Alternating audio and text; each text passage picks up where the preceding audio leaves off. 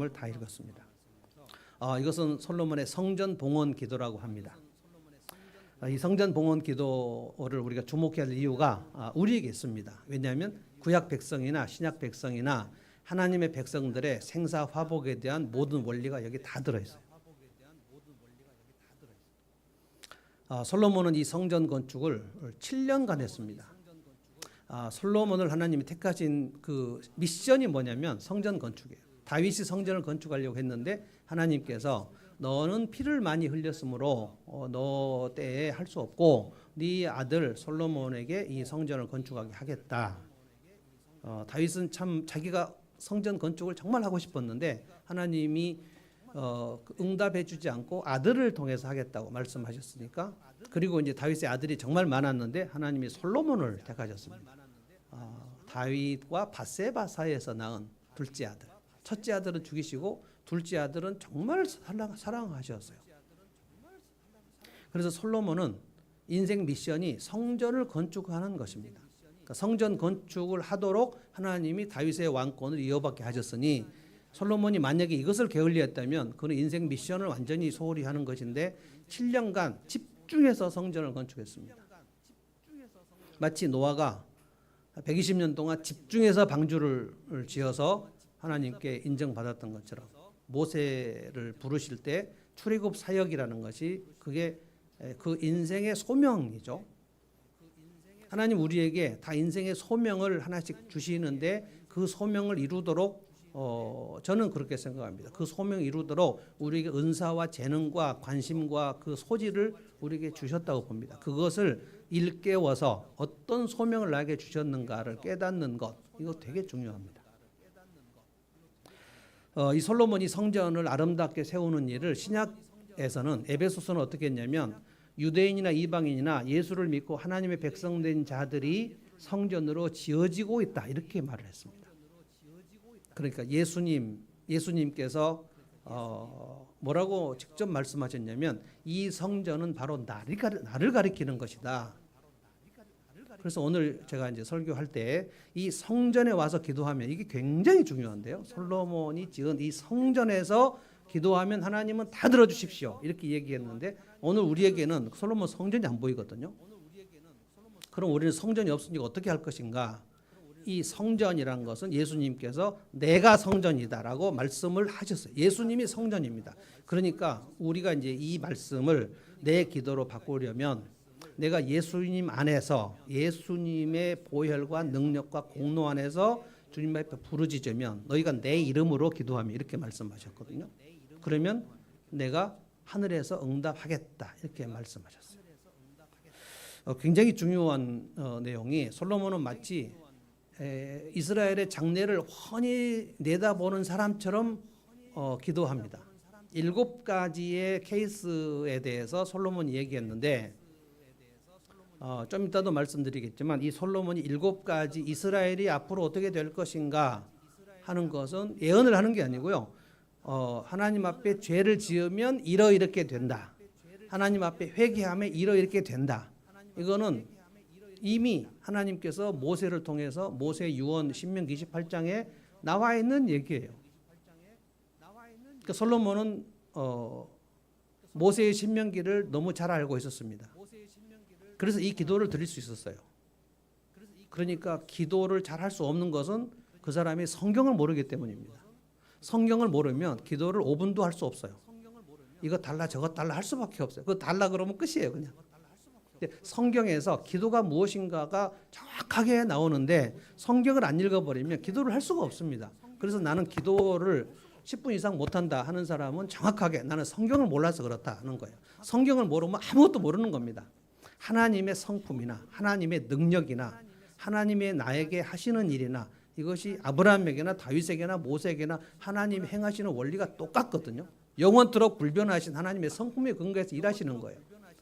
그러니까 하나님이 내 인생에 어떻게 일하실까를 믿으려면 성경에 하나님의 일하시는 원리를 알아야 되는데 그러니까 대부분 초신자들은 그래서 기도를 못하는 이유가 성경을 몰라서 그런 거예요.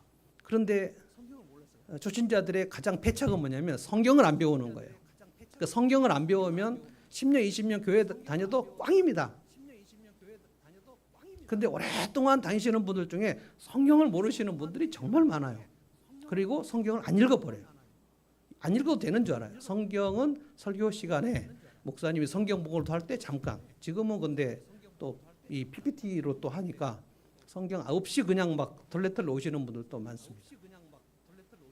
전쟁이 났을 때, 전쟁에서 패배했을 때, 기근이 났을 때, 온역이 생겼을 때, 우리 이스라엘이 사방으로 포위당했을 때, 그리고 결국 다 잃고 남의 나라 포로로 끌려갔을 때, 이런 얘기들을 다 열거해서 7개를 얘기해요.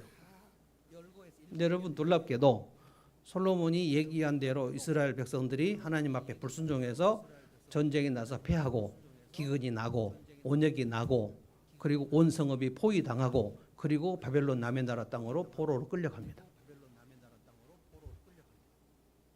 이렇게 하나님 앞에 죄를 지어서 이런 일이 생기면 이거예요. 그런데 그렇게 그 인생이 다 무너지고 막 찢어지는 것 같더라도 그 상황이라 할지라도 솔로몬의 기도의 두 번째는 뭐냐면 그가 이 성전에 와서 기도하면 그런데 머나먼 곳으로 쫓겨갔으면 이 성전에 올 수가 없잖아요. 그래서 솔로몬이 뭐라 그러냐면 머나먼 땅으로 가서도 그 성전을 향하여 바라보면서 기도하면 이렇게 얘기해요. 제가 우리 신약 백성의 모습으로 자꾸 얘기하겠습니다. 지금 우리는 보이는 성전이 없어요. 예수님이 성전이니까 예수님의 부활과 예수님의 십자가 이 복음을 마음에 새기면서 하나님 앞에 나아가면 이렇게 해석해야 맞습니다. 어떤 목사님들은 여기가 성전이라고 자꾸 얘기해가지고 성전 건축 헌금 자꾸 걷고 성전을 오라 그러는데 여기는 본당은 본당인데 성전은 아닙니다. 저도 그렇게 설교하고 싶은 유혹이 참 많아요.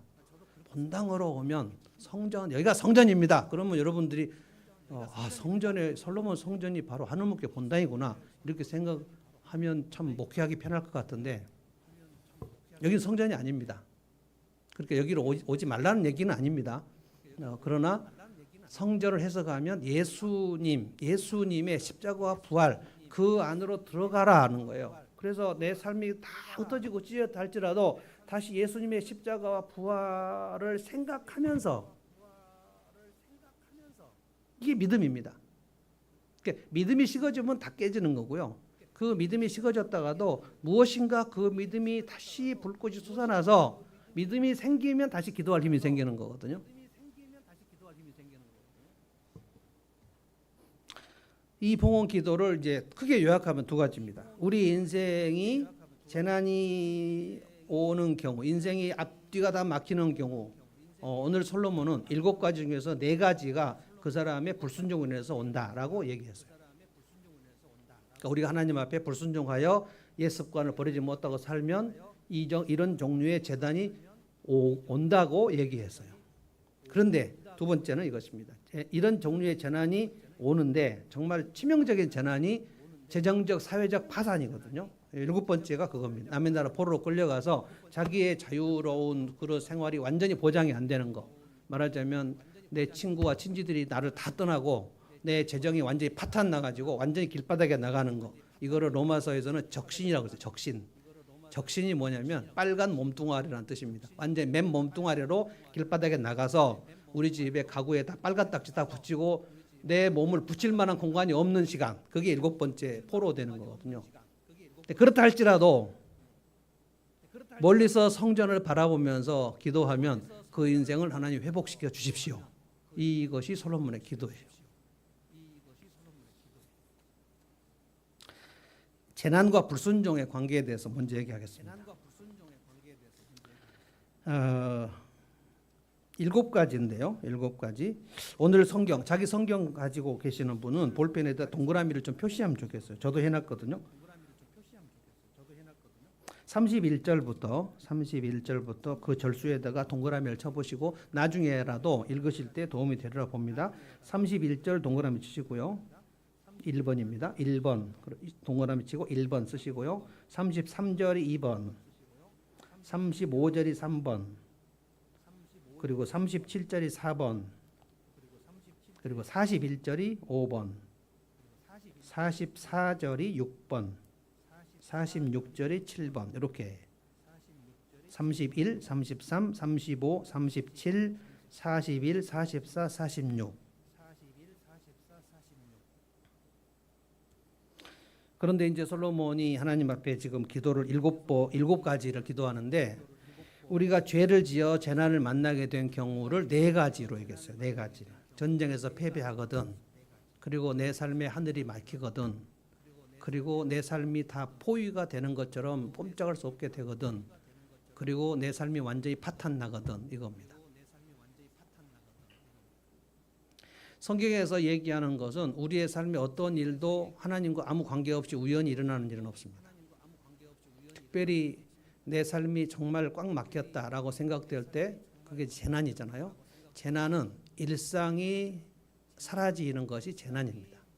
지난주에 우리 일상이 사라진 것이 뭐냐면 누전이 돼가지고 전기와 우리 에어컨이 다 안 된 거 아닙니까? 일상이 사라지면 정말 고통스러웠거든요. 멀쩡히 있었던 내 사랑하는 사람이 갑자기 세상을 떠났다. 그러면 그 일상이 이 사람이 이렇게 내게 소중한 사람인 것을 생각지도 못하고 있었는데 그 사람이 갑자기 떠나버리면 그게 재난이에요. 근데 우리의 인생은 재난의 연속입니다. 크고 작은 재난의 연속이에요. 근데 재난이 올 때는 두 가지 이유밖에 없습니다. 하나는 내가 죄를 지어서 징계를 받았거나 아니면 하나님께 내가 죄를 짓지 않았는데 하나님이 나에게 믿음을 키우려고 훈육을 하시거나 둘 중에 하나밖에 없어요. 그런데 재난이 왔을 때 나는 죄가 없는데 재난이 왔어. 이렇게 바로 들어갈 사람이 있을까요? 나는 하나님 앞에 죄 지은 적이 없고 내가 불순종한 적이 없는데 이게 재난이 와서 이렇게 바로 들어갈 만한 담대한 사람은 약간 정신 나간 거고 재난이 올 때는 일단 무조건 회개를 하고 봐야 돼요. 내가 무엇을 하나님 앞에 불순종했는가? 내가 하나님 앞에 영혼이 게을른 것이 무엇인가? 이런 거 생각해야 돼요.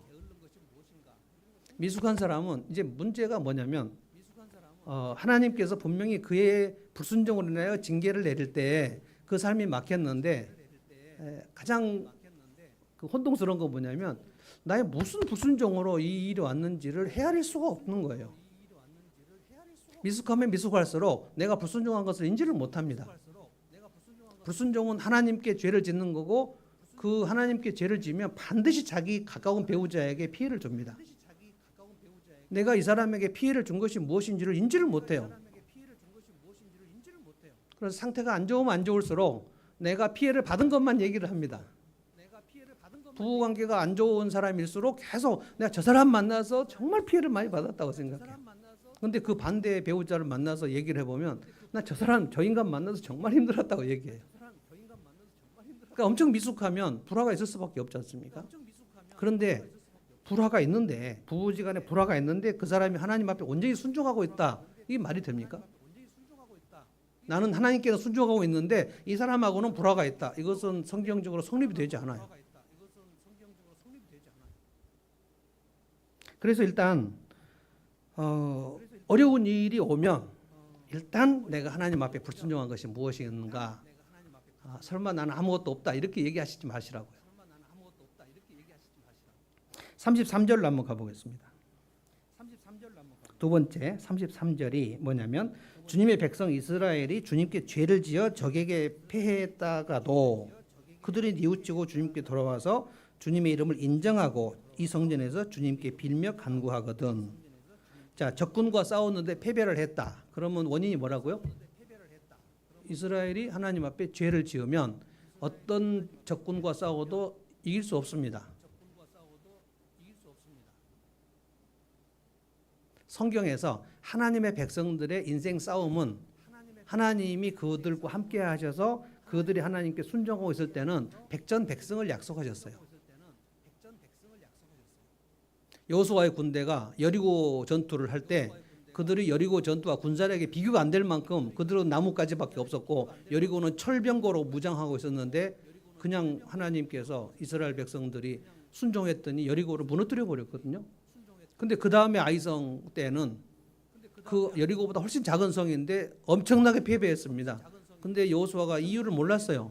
뭐 때문에 이렇게 패배했는지 몰랐어요. 근데 하나님이 알려주셨어요. 너희 중에 탐욕을 품은 자가 있어서 그렇다. 그놈 쳐서 죽여라. 그래서 아간을 색출해서 죽이고 난 다음에 야이성이 승리로 이끌어집니다.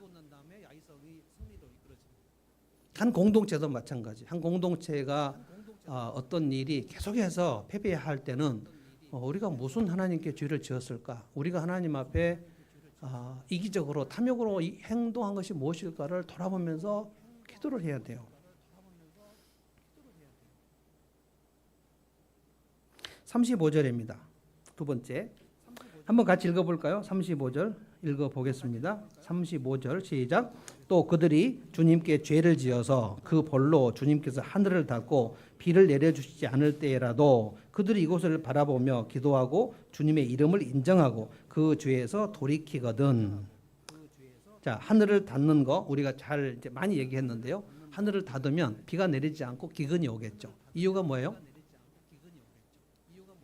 35절에 그들이 주님께 죄를 지었을 때. 근데 정말 이스라엘 성경 구약 역사를 읽어보면 기근이 났을 때 우리가 이 말씀을 보면 너무 당연한 기근이 왔다. 그러면 이스라엘 백성들이 우리가 죄를 지어서 불순종해서 기근이 왔다라고 생각해야 되는데 그 쉬운 거를 그들이 몰라요. 기근이 들었을 때 이스라엘 백성들이 회개했다 이런 기록이 진짜 드물게 나옵니다. 그러니까 내가 뭘 불순종하는지를 모르는 게 정말 안타까운 거예요. 실제로 예레미야가 이스라엘 백성들에게 계속해서 회개하라. 그러니까 너희가 왜 연약한데 돌보지 않고 너희끼리 강자, 요즘에 유행하는 카르텔이죠. 강자들끼리 카르텔을 만들어 가지고 연약한 자를 돌보지 않고 억누르고 그리고 그들의 눈에서 피눈물이 나게 하고 그들의 머리에서 맷돌질을 하고 너희들이 그렇게 하는 것 갖고 사치하고 그렇게 방종하고 사니? 이스라엘 백성들의 그 강한 자들이 예레미야 얘기를 무슨 얘기인지를 몰라요. 그러니까 우리의 영혼이 이렇게 둔해질 때 내 영혼이 둔해지고 있다는 것을 인지하는 경우가 거의 없습니다. 내 영혼이 둔해지고 있어. 내가 믿음이 식어지고 있어. 내가 하나님과 멀어지고 있어. 이걸 실시간으로 깨달으면 마귀는 노는 거예요. 마귀가 그걸 깨닫지 못하게 하는 겁니다. 그래서 어떤 경우에 아무개 성도님 좀 믿음이 많이 식어진 것 같아요. 제가 아무 때나 얘기하는 게 아니고요. 아주 치명적일 때 얘기합니다. 근데 놀라운 게 목사님 저 믿음 하나도 안 식었는데요. 이렇게 얘기해요. 누가 할까요? 그러면 이제 그 사람이 그 인생이 대책이 없는 거예요. 하나님을 떠나기로 작정한 사람들은 자기가 하나님을 떠난지 모릅니다. 근데 우리의 영혼은 원래 부패가 정상이에요. 음식이 가만 놔두면 썩는 게 정상 아닙니까? 그래서 냉장고에 넣거나 방부제를 치거나 그런 거 아닙니까? 그러니까 내 영혼이 가만히 있어도 아주 신선한 줄 알아요. 그럴 리가 없어요. 그래서 죄를 지어서 하늘을 닫으시는 경우 왜 이렇게 생각보다 농사가 안 되지? 왜 이렇게 일이 빡빡하지? 하늘이 닫힌다는 것은 내 앞길이 막혀가지고 오도 가도 못해서 수확이 없다는 거야. 수확이. 왜 이렇게 자꾸만 나는 일이 안 될까라고 생각할 때 내가 주님께 불순종한 것이 무엇이었을까를 생각해서 그때 주님 앞에 돌아오면 이렇게 창세기 26장 보면 하나님이 아브라함의 아들 이삭에게 엄청난 복을 주시는데요. 그때 이삭이 하나님 앞에 뭘 했냐면 이삭이 자꾸 우물을 파면 블레셋 사람들이 와서 내 우물이라고 막 뺏으려 그래요. 그래서 이삭이 그걸 싸우지 않고 그냥 양보해요. 이삭은 양보의 은사가 있어요. 무조건 양보하고 또 우물을 파요. 그럼 우물을 파서 또 뺏으려고 하면 또 양보하고 그래서 이제 어느 지점에 르호봇이라는 곳에 정착을 했는데 하나님이 그 이삭의 순종을 보고 그해 농사를 100배가 더 그 농사가 되게 하셨다는 얘기가 있어요. 100배가 넘어. 어마어마한 수확을 하나님은 얼마든지 우리에게 주실 수 있습니다. 우리가 하나님이 능력이 없어갖고 우리의 수확을 막 어떻게 내가 널 도와주고 싶은데 내가 좀 딸려서 못 도와주기 이런 경우가 없어요. 하나님은 부족하신 게 없어요. 아주 물 붓듯이 기름 붓듯이 부어줄 수 있는데 그 축복이 저장되어 있는데 우리가 불순종하면 그 약속된 축복을 거두세요.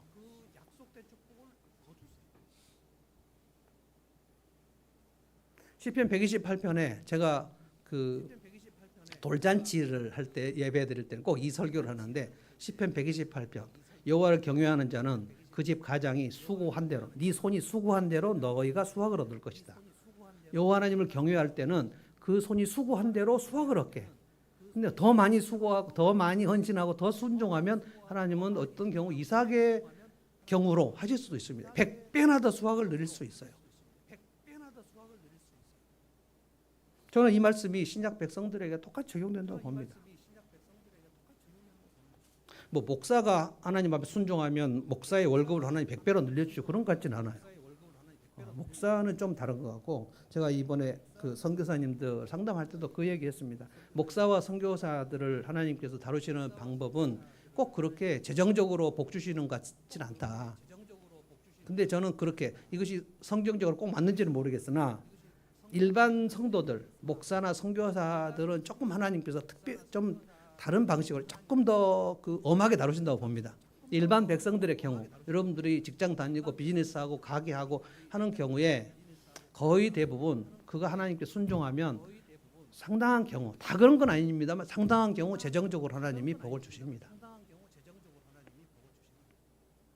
왜 이렇게 안 될까? 아, 하나님, 나는 죄가 없는데 훈육으로 그냥 하나님 하신다. 이렇게 얼른 생각할 일이 아니란 말이에요. 그렇게까지 우리가 막 언제나 순종을 했으면 우리 교회에서 소문이 났겠죠.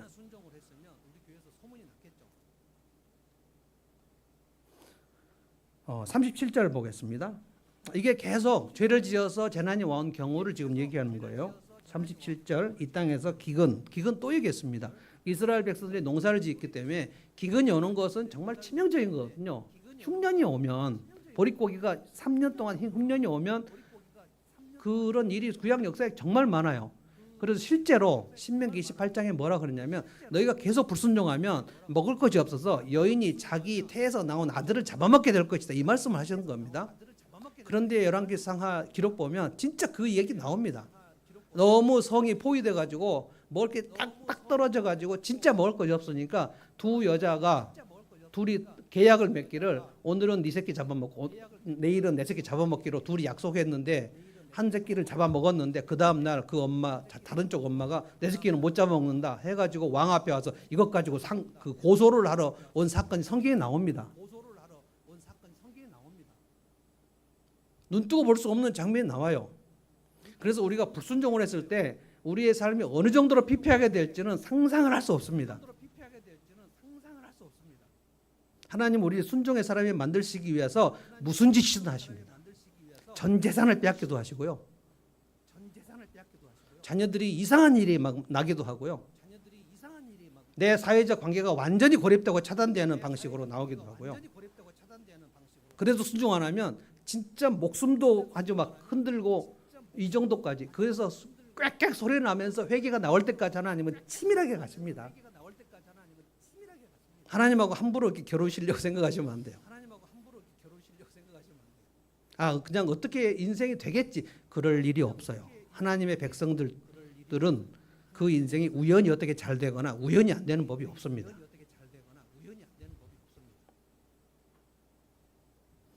46절 마지막 7번째가 아주 결정적입니다. 46절 제가 읽어볼게요.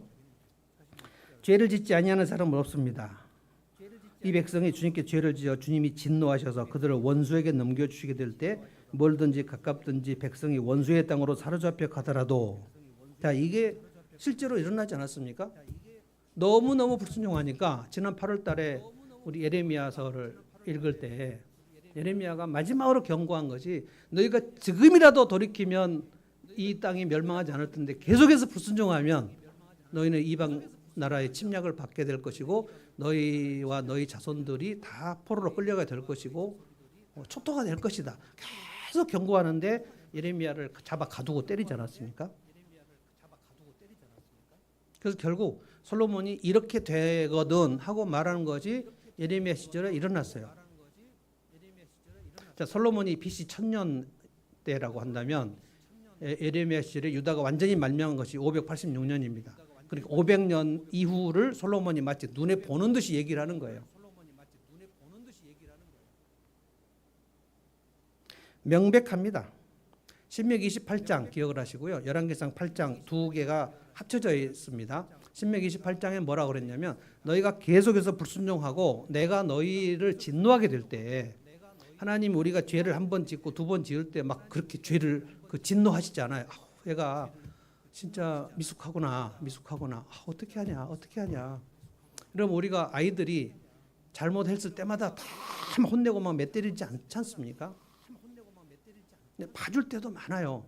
그 괜찮은 줄 알고 계속 저지르고 뭐 아빠 뺨 때리고 막 욕하고 거짓말하고 막 물건 훔치고 막 이러면 부모가 이것을 가만 놔둘 수가 있습니까? 그러면 무엇인가 징계가 내려가야죠. 자녀들이 잘못했을 때 징계라는 그 원칙에 대해서 제가 애기 엄마들을 좀 쭉 얘기하는데 웬만해서는 그 벌을 주는 게 아니고요. 그냥 뭐 자기 물건을 안 치운다 또는 양치질 안 한다. 그거는 그 스티커로 해가지고 스티커를 많이 붙이면 맥도날드 사주고 더 붙이면 탕수육 사주고 더 붙이면 에버랜드 가고 이렇게 해서 상벌 시스템으로 가는 거고요. 그러니까 잘 못하면 스티커를 띄는 걸로 나가는 거고 그러나 이제 벌을 줘야 될 경우는 딱 정해져 있습니다.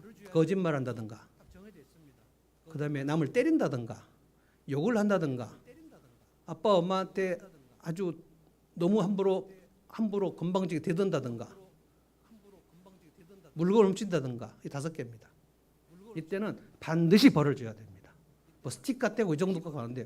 최소한 손들고 서 있기부터 시작해가지고 그리고 무섭게 이것이 얼마나 있어서는 안 되는 일인가를 부모가 따끔하게 해야 됩니다.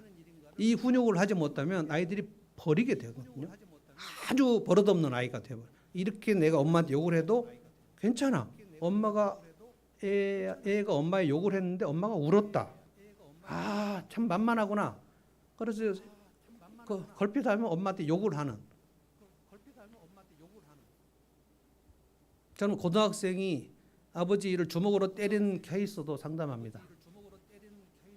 둘이 막 붙잡고 싸워요. 어떤 경우는 막 아들이 식칼 들고 막 죽여버리고 덤벼드는 그런 케이스도 합니다. 그래서 아빠하고 아들하고 문제가 생기면 엄마가 바로 칼을 치우는. 저는 늘 문제가 생기면 칼을 치워요.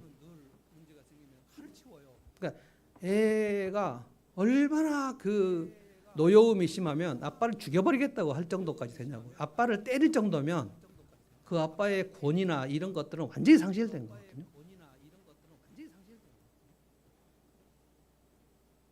근데 지금 이 7번째 기도를 보면 너무너무 불순종하면 하나님께서 계속 500년간 지금 경고를 했는데 안 들으니까 하나님께서 바벨론 제국을 일으키시죠. 하나님은 한 제국을 일으키시고 제국을 폐하시는 엄청난 분입니다. 하물며 우리 인생 이 정도가 내 인생이 내 마음대로 될 것이다. 그렇지 않습니다. 하나님과의 관계가 내가 얼마나 하나님께 순종하는가에 따라서 완전히 만만하게 보시면 안 돼요. 내가 열심히 일하고 내가 좋은 대학 나와서 직장 생활하니까 이 정도 수입이 있고 그러면 10년 후에는 이렇게 되고 뭐 될 거다. 야고보서에서 그렇게 되지 않는다. 너희가 내일 일을 알지 못한다. 너무너무 불순종하면 그 땅에서 너희들은 쫓겨나게 될 것이다. 신명기 28장은 뭐라 그러냐면 그 가나안 땅에서 적과 꾸르는 땅이 너희를 토해낼 것이다 그랬어요. 속이 이글거려가지고 땅이 너희를 토해낸다 그랬어요. 실제로 바벨론에 3차례로 끌려가지 않았습니까?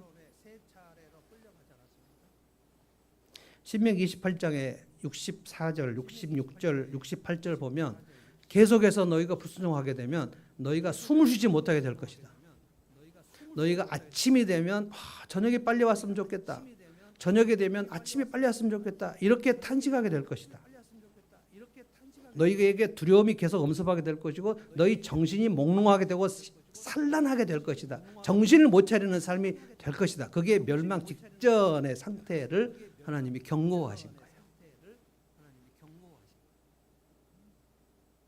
그래서 신명기에는 뭐라 그랬냐면 이집트가 와서 너희를 끌고 갈 것이다 그랬어요. 그러니까 출애굽이 취소되는 것을 얘기한 겁니다. 출애굽 역사가 구원인데 다시 너희가 애굽으로 노예로 팔려갈 것이다 라고 되어 있는데 실제로 역사가 흐르고 500년 후에는 바벨론의 노예가 됐죠. 하나님은 애굽에서 출애굽하시고 바벨론에서 다시 또 돌아오게 하시죠. 이게 이 두 번의 사건이 예수님이 오셔서 우리를 죄에서 끌어내시는 것의 구약의 큰 그림자 같은 사건입니다. 근데 바벨론으로 쫓겨갔다라고 할 때 내 인생이 하나님 앞에 계속 불순종하면 내 있는 것이 탈탈 털리고 남의 나라 포로나 노예로 쫓겨가는 상황이 올 수도 있다. 계속 하나님의 택한 백성이 아닌 경우는 그냥 죽을 때까지 지옥 갈 때까지 떵떵거리듯 살다 죽을 수 있어요. 그런데 하나님의 택한 백성의 경우는 계속해서 하나님 앞에 교만하고 뭐 마음을 높이고 그 하나님하고 관계가 뭐가 중요해라고 하는 사람은 결국 탈탈 털리게 될 수 있습니다. 지금 갖고 있는 것들을 다 상실할 수 있어요. 이게 솔로몬의 기도에 나오는 얘기입니다. 그러니까 남의 얘기가 아니에요, 이게. 그래서 굉장히 중요한 것은 내 옛습관을 찾아내서 버리는 일이 엄청 중요합니다. 이것이 돈 버는 일보다 더 중요하고요. 비즈니스보다 더 중요합니다. 왜냐하면 우리 비즈니스의 흥망성쇠가 내가 순종하는가 불순종과 달려 있다니까요. 근데 문제는 뭐냐? 자기 불순종을 모른다니까요. 자기 불순종이 옛습관인데 자기 옛습관을 몰라요. 제가 이렇게 오랫동안 이 문제에 대해서 얘기하고 상담하고 해도 한 성도 붙들고 혹시 성도님 옛습관이 뭡니까? 라고 하면 눈을 크게 또 옛습관이요? 이런 분들이 많아요. 자기 지금 가슴에 손을 얹고 얘기해 보세요. 나 옛습관 가장 큰 것부터 시작해서 10개까지 쭉 얘기할 수 있습니까? 가장 큰 게 있고요. 가장 큰 걸로 자기 배우자를 가장 많이 괴롭힙니다. 근데 그 옛습관이 어린 시절부터 쭉 만들어진 옛습관이기 때문에 그런데 내가 어떻게 만들었는지를 몰라요. 그거를 상담을 통하지 않고는 개인적으로 이것을 풀어가지 않고는 설교 시간에는 몰라요. 설교 듣고 아멘 해도 저는 믿지 않습니다. 모르는데 어떻게 회개를 하냐고. 내가 뭘 잘못했는지 모르는데. 이거를 깨닫는 것이 급선무입니다. 내가 하나님 앞에 지금 순종하지 않는 것이 무엇인가. 이것을 그걸 찾아내야 돼요. 여러분 중에는 이제 예배 참석하고 또 기도에 참석하고 상공부 참석하고 이렇게 참석을 하는 거 저는 매우 중요하다고 봅니다. 이것도 안 하시는 분들도 있겠지만 예배 참석, 기도에 참석, 성경 공부 참석 요거는 그 말하자면 우리 몸으로 말하는 유산소 운동에 해당됩니다. 유산소 운동, 산소가 들어가는 운동. 그래서 몸이 건강하게 되려면 기초 체력을 유지하려면 유산소 운동을 해야 됩니다. 그게 참석이에요. 참석. 예배 참석, 설교 듣고 기도에 참석. 그래서 기도회가 좀 뜨거우면 기도가 좀 잘 되고 이 기도 인도하는 사람이 좀 잘 못하면 기도가 안 되고 찬양 인도하는 사람이 잘 막 은혜롭게 찬양하면 찬양이 좀 되고 찬양 인도자도 없고 피아노도 없이 찬양하려고 하면 잘 안 되고 이 정도가 이제 유산소 운동이 잘 되냐 안 되냐 이 정도고요. 상공부를 참석하고 이 세 가지가 예배 참석, 기도에 참석, 상공부 참석 이게 유산소 운동인데 이걸로는 신앙의 성숙은 안 됩니다. 무산소 운동을 할 줄 알아야 돼요. 무산소 운동은 자기가 주도적으로 하는 겁니다. 개인 기도 그리고 개인 묵상 그리고 개인 독서 이 세 가지를 해야 제가 최근에 이것도 깨달았어요. 왜 저 성도는 아무래도 믿음이 안 자라는가 봤더니 무산소 운동을 안 하는 거예요. 개인 독서, 개인 성경 묵상, 개인 기도 여기까지 못 들어가시는 분은 100년 지나도 그 사람의 믿음이 초신자에 머물러 있습니다. 초신자에 머물러 있다는 것은 그 영혼이 초신자의 시간을 지났는데 3년이 지났는데 그 영혼이 계속 초신자에 머물러 있다는 것은 그의 옛습관이 그를 가로막는다는 뜻입니다. 내가 뭐가 문제가 있어? 그러니까 그렇게 하다 보면 이 유산소 운동이 예배 참석, 기도에 참석, 상공부 참석도 이제 시드릿을 해가지고 이 세 가지 중에 하나가 부서져요. 어떤 사람은 상공부를 못해요. 어떤 사람은 기도에 참석을 못해요. 어떤 사람은 주일 예배를 참석을 못해요. 그러다가 주님을 멀리 떠나는 경우가 많아요.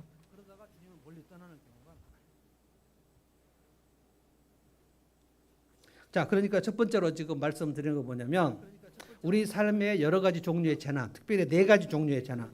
그러니까 기근이 오거나 아니면 전쟁에 패했거나 아니면 내 삶의 성이 포위되는 것처럼 답답하고 에워싸임을 당하거나 그리고 남의 나라 포로로 끌려가는 것처럼 사회적 재정적으로 파탄이 나는 경우 내 죄를 생각해 봐야 된다는 거예요. 그런데 이제 솔로몬의 성전 기도의 두 번째는 뭐냐면 회복이 가능하다는 것을 솔로몬이 하나님 앞에 기도합니다. 이 성전에 와서 기도하거든. 이 성전에 와서 기도하거든. 그리고 이 성전으로 올 수 없는 먼 거리에 있을 때에는 그가 이 성전을 향하여 바라보면서라도 기도를 하거든. 핵심은 기도입니다. 어떤 경우냐면은 아무리 절망적인 상황이라 할지라도 그가 이 성전을 바라보면서 기도하기 시작하면 하나님 하늘에서 들으시고 회복시켜 주십시오. 솔로몬이 무엇까지 지금 기도했냐면 하나님의 백성이 아닌 이방인이라 할지라도 이 성전에 와서 기도하면 이거는 엄청난 얘기입니다. 그 당시에는 하나님의 백성이 아닌 자들을 이스라엘 백성들은 개라고 취급했거든요. 이방인은 개예요. 그래서 다윗이 골리앗을 향하여 이 할례 받지 않는 개만 또 못한 이렇게 얘기했어요. 그러니까 할례 받은 백성들은 거룩한 백성이고 할례 받지 못한 백성은 개 같다라고 취급했는데 솔로몬이 뭐라고 그러냐면 저 개 같은 백성들이라 할지라도 그들이 하나님 앞에 와서 성전을 향하여 오거든. 예수님도 개 얘기를 한번 하신 적 있어요. 자식의 떡을 취하여 개에게 주는 것이 마땅치 않다. 그거 수로보니 이방 여인에게 얘기한 겁니다. 그런데 그 수로보니 여인이 뭐라 그랬죠? 옳습니다만 개들도 주인의 상에서 떨어지는 부스러기를 먹지 않습니까? 예수님께서 와, 내가 이스라엘 백성들과 이런 신앙의 고백을 들은 적이 없다. 31절은 뭐냐면요. 억울하게 피의자로 몰려버린 사람이 성전에 와서 기도하면 하나님이 그것을 판단해 주신다는 거예요. 판단. 사람이 이웃에게 죄를 짓고 맹세하게 되어 그가 성전 안에 있는 주님의 제단 앞에 나와서 맹세를 하거든. 이거 어려운 말인데 제가 설명하겠습니다. 내가 죄를 짓지 않았는데 내가 범죄자로 몰려가지고 피의자로 몰려가지고 낙인이 찍힐 때 그때 어디 가서 말할 데가 없으면 네가 하나님 앞에 와서 기도를 해라는 거야. 주님 저는 억울합니다. 내가 그 사람을 죽이지 않았는데 제가 지금 살인자로 몰렸는데 하나님 이것을 풀어주십시오. 원한을 풀어달라. 그러면 하나님께서 그걸 들으시고 의인과 악인을 판결해 주실 것이다. 그러니까 내가 억울할 때는 하나님 앞에 달려 나오는 것밖에는 방법이 없어요. 그리고 억울한 누명을 저도 써봤습니다만 억울한 누명을 쓰면요. 그 억울한 누명, 내가 누명을 썼다고 말할 때마다 욕을 얻어먹습니다. 저 뻔뻔한 사람 봐라. 저렇게 자기가 죄를 짓고도 자기가 죄를 안 지었다고 또 오리발을 내면 그러니까 지금 처음부터 넌 아니었어. 이 얘기를 누명을 쓸 때는 어떻게 할 수가 없습니다. 완전히 늪에 빠져요. 그래서 제가 엄청 억울한 일을 당했을 때 제 아내한테 얘기했어요. 어디 가서 우리 억울한 얘기를 하지 마라. 신학교 동기들한테도 하지 마라. 친한 사람들한테 하지 마라. 왜 그런지 아세요? 내가 굉장히 억울함에 빠졌을 때 친한 사람 찾아가서 얘기하잖아요. 그러면 그 친한 사람들이 다른 사람하고 얘기할 때 그 배목사 진짜 저 뻔뻔하대라고 돌아가면서 얘기를 해버려요. 저는 다 당해봤습니다. 진짜 억울해가지고 정말 이 본당 안 저쪽 지하 본당에서 정말 슬피 울었습니다. 막 어떻게 할 수가 없어요. 막. 그래도 누구를 찾아가서 내가 이렇게 억울하다. 전 영국에 있을 때도 한번 그 억울한 일을 당했고 그거는 한국에 와서 당한 거에 비하면 정말 예고편에 불과한 거예요. 억울한 일을 만나신 분들은 저를 찾아오십시오. 근데 핵심은 이제 배목사를 찾아오는 게 아니고 핵심은 하나님 앞에 가서 저하고 얘기를 한 다음에 그 억울함을 어떻게 하나님 앞에 가서 얘기할지를 제가 알려드린다는 뜻입니다. 하나님 앞에 가서 이 억울한 사정을 다 얘기하라는 거예요. 뭐를 근거로? 이 솔로몬 성전 봉헌 기도를 근거로. 하나님, 열왕기상 8장 31절에 내가 억울한 일을 당했을 때 성전에 와서 기도하면 예수님 앞에 나와서 내가 기도하면 하나님 이거 풀어주신다고 약속하시지 않았습니까? 내 억울함을 풀어주십시오 라고 기도할 때 하나님께서 그 기도를 하늘에서 들으실 것이다 라고 말씀하셨다는 거예요. 그 다음에 이제 44절 보겠습니다. 44절이 그 이방인 얘기입니다. 44절이 아니고 몇 절일까요? 이방인 41절입니다. 41절. 그리고 또 주님의 백성 이스라엘에 속하지 아니한 이방인이라도 주의 크신 이름을 듣고 먼 곳에서 이리로 오면 그들이야말로 주님의 큰 명성을 듣고 주님께서 강한 손과 편 팔로 하신 일을 전하여 듣고 이곳으로 와서 이 성전을 바라보면서 기도하거든.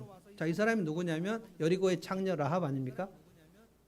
여리고가 멸망 직전이었는데 나도 여호와 하나님 백성이 됐으면 좋겠다라고 여리고 창녀가 혼자 생각을 하면서 혹시 내가 하나님 백성이 될 그 기회가 없을까라고 생각을 했는데 하나님이 그 라합의 마음 중심을 보시고 여호수아의 정탐꾼이 라합의 집으로 들어가게 하시는 거 아닙니까? 우연히 되는 일이 없다니까요. 질문할까요? 여리고의 창녀들 중에 라합과 같이 하나님 백성이 되고 싶은 사람이 몇 명이나 있었을까요? 창녀들 중에서 여리고에 사는 창녀들이 한두 명이 아니에요. 근데 그 창녀들 중에서 내가 하나님의 백성이 되고 싶다라고 마음을 품은 사람은 라합밖에 없었어요. 두 명, 세 명 있었는데 하나님이 실수로 라합만 구원하자 이렇게 하시지 않았단 말이에요. 여러분이 마음 중심을 어디다 두는가 하는 것을 하나님은 다 보십니다. 이방인이라 할지라도 이거 엄청난 거예요. 이방인이라 할지라도 멀리서 이 성전에 오면 하나님 앞으로 온 사람들, 창녀 라합, 모압 여인 룻, 그리고 아람 장군 문둥병 걸린 나아만, 스바 여왕 이런 사람들이 하나님의 백성이 어떤가 보러 오는 거 우리로 말하면 VIP입니다. 그렇게 성전으로 오면 하나님 그들을 불쌍히 여겨서 그들의 사정을 들어달라는 거예요. 엄청난 겁니다. 그리고 이제 마지막 일곱 번째가 48절로 가서 읽어보면 이겁니다. 48절. 그들이 사로잡혀 간 원수의 땅에서라도 마음을 다하여 정성을 다하여 주님께 회개하고 주님께서 그들의 조상에게 주신 땅과 주님께서 선택하신 이 도성과 내가 주님의 이름으로 기리려고 이 성전을 바라보면서 기도하거든. 멀리 포로로 사로잡혀 갔다 할지라도 완전히 재산이 다 파산이 된 상태에서 아무것도 남지 않는 상태라 할지라도 그들이 회개하고 성전을 바라보고 기도하거든 하나님 그들을 회복시켜 달라는 거예요. 엄청난 겁니다. 그런데 이스라엘이 바벨론으로 포로로 사로잡혀 가지 않았습니까? 근데 그 사로잡혀 간 포로들 중에서 이 솔로몬의 성전 봉헌 기도를 기억한 사람이 다니엘입니다. 많지 않아요. 다니엘은 70년간 이 솔로몬의 성전 봉헌 기도 열왕기상 8장 46, 47, 48절을 근거하여 믿음으로 기도했습니다. 그리고 하나님께서 바벨론 포로에서 회복시켜 주셨어요. 다니엘서 6장 10절에 보면 놀라운 얘기가 나옵니다. 다니엘이 하루에 3번씩 어떻게 기도했는가가 나와요. 예루살렘을 향하여 창문을 열어놓고 이게 지금 열왕기상 8장 48절 얘기예요. 예루살렘을 향하여라는 것은 예루살렘 하나님의 성전을 향하여 지금 성전이 다 불타 없어져 버렸어요. 바벨론 포로 당시에 세 번째 포로 586년에 예루살렘 성전이 완전히 절단돼 버렸다고요. 아무것도 없어요 성전이. 70년 후에 돌아가 가지고 학계가 성전을 다시 세운 거예요. 지금 성전에 예루살렘 아무것도 없어요. 그런데 다니엘이 이 태도를 보십시오. 예루살렘을 향하여 창문을 열어놓고 이게 매일 예루살렘 쪽을 향하여 창문을 열었다. 바벨론은 엄청 동쪽입니다. 그래서 동방박사라는 게 바벨론 쪽에 있는 점성술사들이 이스라엘로 왔다. 그게 동방이라는 것이 지금 바벨론 이라크 쪽입니다. 그러니까 이스라엘에서 동쪽이에요. 그러면 다니엘이 지금 기도를 할 때 예루살렘을 향하여 그러면 다니엘이 자기 집에서 서쪽을 향하여 문을 열었다 이런 뜻입니다. 근데 이 문을 열 때 믿음으로 열어. 믿음으로. 그래, 솔로몬의 성전 기도에 예루살렘 성전을 향하여 바라보면서 기도하거든. 이 말씀을 마음에 새기면서 기도를 하는 거예요. 근데 70년 동안 했어요.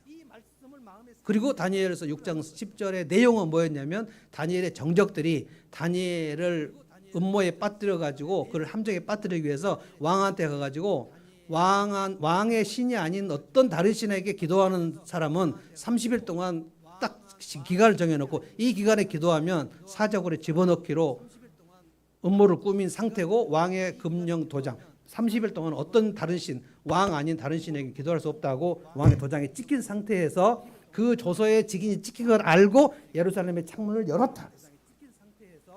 죽기를 각오하고. 내가 죽고 사는 것은 열왕기상 8장 48절의 기도에 근거하여 믿음으로 하는 것을 달려있지 지금 이 바벨론 바사 왕의 왕권에 달려있지 않다. 이 믿음이 있는 거예요. 여러분 이 믿음이 하루아침에 생깁니까? 내 생사화복이 하나님께 달려있으니 내가 하나님 앞에 엎드려 기도하는 한 내 집은 망하지 않아. 이 믿음이 초신자가 바로 생기냐고요. 어림도 없습니다. 기도 5분도 못하는 사람이 그 믿음이 어떻게 생기냐고요. 하루아침에 믿음이 생깁니까? 여러분 성경 지식이 하루아침에 생기는 법이 있습니까? 철이 하루아침에 드는 법이 있습니까? 30이 넘어도 철이 안 든 사람들이 얼마나 많고 50이 넘어도 철이 안 들어서 오중하면 속담이 철 들자 망령 는다. 죽기 전에 철이 이 사람이 철이 들었네. 그럼 죽겠네. 이렇게 생각되는 게 속담이란 말이에요. 나이가 들면 다 성숙되는 게 아닙니다.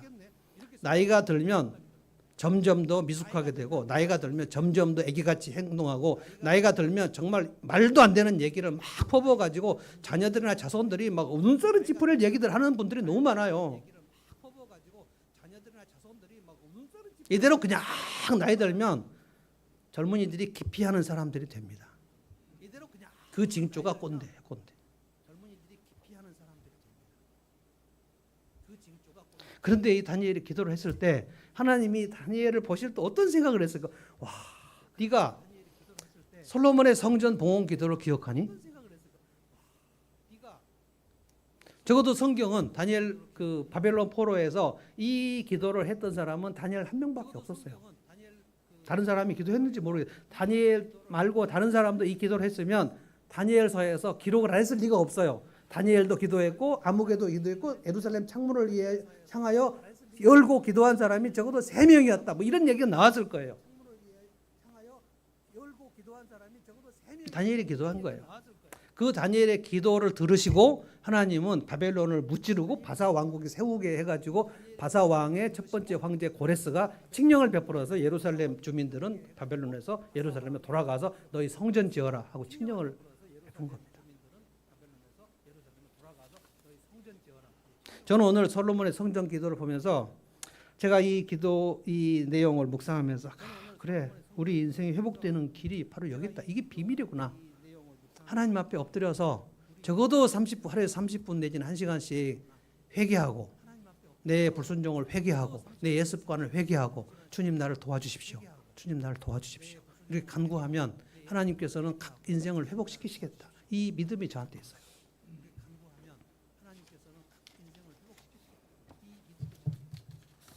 그래서 제가 이거 만든 거예요. 마음이 뜨거워가지고 찬양하고 영성을 키우고 회개하고 믿음으로 순종하면서 그리고 간구하고 중보기도 하자는 거예요. 혹시 30분 기도 못할까 봐 10분 했는데 그냥 이 음악이 꺼지지도 않는데 그냥 가만히 있고 막 엎드려서 자는 사람도 있고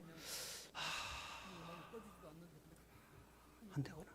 그래서 제가 마음은 온유로도 육신이 약하구나. 예수님이 겟세마네 동산에서 베드로, 야고보, 요한에게 하신 말씀이 그거예요. 너희들이 기도를 안 하고 싶겠냐? 그런데 못하는구나. 기도를 못하는 것은 성경을 몰라서 그렇고요. 성경을 모른다는 것은 아무것도 모르는 거예요. 그러니까 아무것도 모르는 철부지 어린아이가 누구를 위해서 무엇을 할 수 있습니까? 이 공동체를 위해서 무엇을 할 수 있냐고요. 아무것도 모르는 철부지 어린아이가 그 집안을 위해서 무엇을 할 수가 있어요. 계속 울고 징징대고 뭐 배고프다 그러고 나 춥다 그러고 덥다 그러고 물 달라 그러고 그거밖에 못 하잖아요.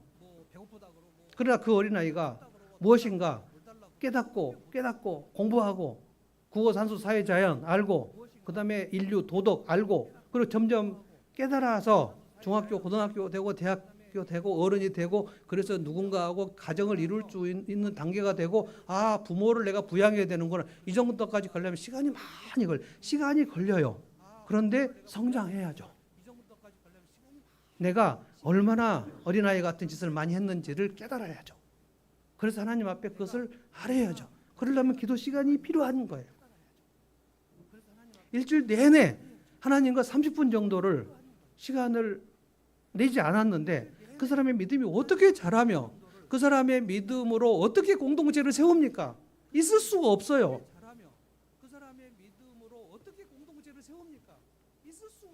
솔로몬의 성전 기도를 따라서 기도한 사람이 많지 않습니다. 이것을 기억한 사람이 많지 않아요. 왜냐하면 대부분의 사람들은 포로로 잡혀갈 때 성경을 덮어버렸어요. 하나님의 약속을 기억하는 사람이 없어요. 그럼 뭡니까? 나라를 잃었으니까. 나라를 잃고 남의 나라 노예로 끌려갔는데 무슨 소망이 어디가 있어요? 눈에 보이는 게 완전히 바벨론의 엄청난 왕궁과 군사들과 그 세력이 빤한데 내가 여기서 뭘로 살아남을 수 있냐고. 완전히 두려움과 위축감 속에 빠져고 아무것도 할 수 없어요. 근데 하나님의 말씀을 기억하는 다니엘은 위축되지 않았어요. 아, 이 바벨론의 왕궁 하나님이 세우시고 하나님이 폐하실 수 있다.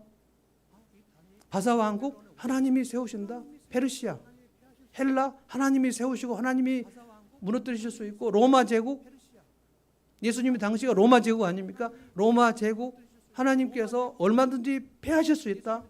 그리고 하나님의 나라는 영원하다. 이 믿음이 생기면 그 마음속에 세상이 그렇게 두렵지 않아요. 저는 여러분이 유산소 운동 3가지를 하고 있는가를 잘 보시기 바랍니다. 주일 예배 참석, 기도회 참석, 상공부 참석 이거 하시는 분들은 생각을 해보십시오. 이것도 못하시는 분은 난 그래서 믿음이 안 자라는구나 기본도 안 되는구나 라고 생각하시면 되는 거고요. 이걸 3개를 하는데도 믿음이 안 자라고 왠지 이렇게 내 삶이 답답하신 분들은 무산소 운동을 내가 3가지 하는가 보십시오. 개인 기도 적어도 30분 이상 하루에 시간을 투자해서 주님 앞에 기도하는 이 영적 근육을 키우는가. 무산소 운동은 근육 키우는 거거든요. 내가 하나님의 말씀을 개인적으로 씹어먹는 묵상을 하는가. 그리고 적어도 교회 홈페이지에 있는 필독서 10개를 내가 읽었는가? 굉장히 중요한 거예요. 우리가 하나님 앞에 엎드려서 지금 저녁 기도를 시작했는데 제가 보니까 집사님들이 새벽에는 못 나오신 분들이 집사님들이 눈에 보이는데 제가 얼마나 반가운지 기도하러 나왔구나. 그래도 새벽에서 저녁으로 옮기니까 나왔구나. 지난 수요일은 제가 마음이 너무 뜨거워가지고 그래서 수요일 날 여기저기서 막 울면서 기도하시는 분들이 있더라고요. 저도 막 간절히 기도했어요. 이 교회가 다시 기도의 불길이 살아나게 해달라고. 기도가 불길이 살아나지 않으면 우리를 통해서 한 영혼도 구원이 안 됩니다. 우리는 이제 몇 년 동안 영혼 구원이 없어요. 각 목장마다. 저희 목장도 마찬가지예요. 있던 사람도 떠나가고 영혼 구원이 안 돼요. 기도가 식어졌는데 영혼 구원이 막 온다? 이 말이 됩니까? 그래서 이제 마음이 뜨거운 거예요. 회복될 수 있겠다. 우리 공동체가 하나님 앞에 모여서 회개하고 기도하기 시작하면 하나님은 각 인생도 회복시키시고 교회도 회복시키시고 한 나라도 회복시키겠다. 이 모든 것은 하나님의 손안에 달려 있음을 나는 믿는다. 이게 제가 저녁 기도로 바꾼 이유입니다. 어떤 경우는 제가 휴가 가고 막 그럴 때 박병원 권사님이 혼자 이 예배당에서 저한테 그 얘기했어요. 목사님 진짜 외로웠어요. 여러분 그때 어디서 뭐 하셨어요?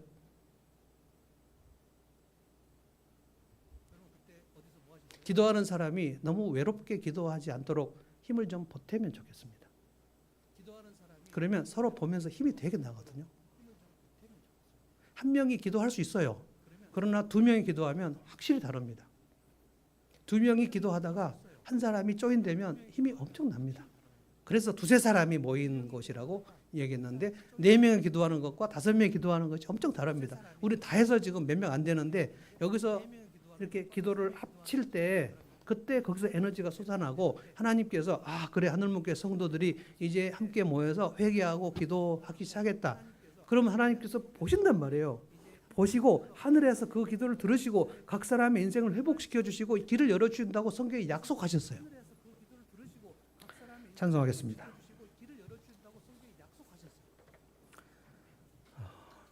주는 완전합니다. 이 찬송 같이 할까요?